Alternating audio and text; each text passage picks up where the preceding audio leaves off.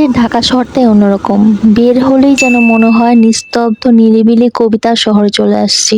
অনেকদিন পরেই বের হয়ে গেলাম রাতের নির্জন শহরে, তাও আবার বান্ধবীর মনে আশা পূরণ করার জন্য। যাই হোক, আজকে আমরা চলে গিয়েছিলাম চায়ের বাড়ি খিলগাঁওতে। এখানকার চাগুলো কিন্তু অসাধারণ লাগে, আর এতই ভিড় হয় বলার বাহিরে। তো সবসময় যেয়ে তাদের স্পেশাল নবাবী চাটাই প্রিফার করি খাওয়ার জন্য, কিন্তু আজকে আর চা খেলাম না। আজকে চিন্তা করলাম দুজনে মিলে কোল্ড কফি খাবো, কারণ অনেক দিন হয়েছে আমি কোল্ড কফি খাই না। তো চায়ের বাড়িতে আগে শুধু চাই পাওয়া যেত, এখন কিন্তু পিজা পাস্তা এসবও পাওয়া যায়। আমরা আজকে যে কোল্ড কফিটা নিয়ে নিয়েছিলাম সেটার প্রাইস ছিল 80 টাকা। 80 টাকা দিয়ে কিন্তু আমি দারুণ একটা কোল্ড কফি খেয়েছি। অ্যাকচুয়ালি সবকিছুর দামই দিন দিন বাড়তেছে।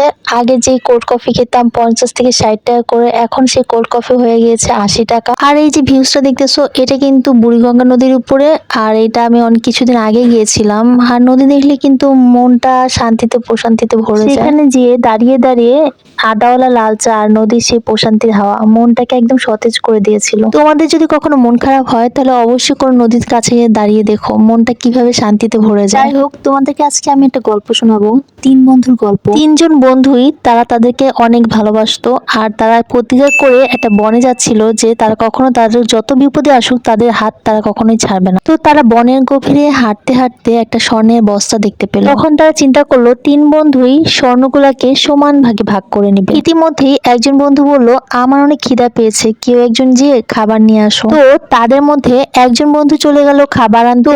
বাকি যে দুই বন্ধু বনে বসেছিল তারা প্ল্যান করতেছিল যে বন্ধু খাবার নিয়ে আসবে তাকে তৎক্ষণাৎ মেরে তার ভাগের স্বর্ণগুলো তারা দুজন নিয়ে নেবে। আর যে বন্ধু খাবার নিয়ে আসতে গিয়েছিল সে চিন্তা করতেছিল খাবারের সাথে বিষ মিশিয়ে এনে দুই বন্ধুকে খাইয়ে মেরে ফেলবে, আর সেই স্বর্ণগুলা সে একাই নিয়ে নেবে। তো খাবার নিয়ে বন্ধু যখন দুই বন্ধুর কাছে আসলো, তৎক্ষণাৎই দুই বন্ধু সেই খাবার নিয়ে আসা বন্ধুটাকে মেরে ফেললো, এবং তারপর দুই বন্ধু মিলে সেই খাবারগুলা খেতে বসলো। আর সেই খাবারেও বিষ মিশানো ছিল, আর সেই বিষাক্ত খাবার খেয়ে তারা দুজনও মারা গেল। তো আমি এই গল্প থেকে এতটুকু বোঝাতে চাই যে আজকে যদি তারা তিনজনে মিলে স্বর্ণটা ভাগ করে নিত বা তাদের মনটাকে অনেক বিশাল করতো, তাহলে আজকে কাউকেই মরতে হইতো না, আর সবাই যার যার ভাগ নিয়ে বেঁচে থাকতো, ভালো থাকতো। তো লোভ কখনোই মানুষের জীবনে উন্নতি নিয়ে আসে না, বরং ধ্বংস নিয়ে আসে, মৃত্যু নিয়ে আসে।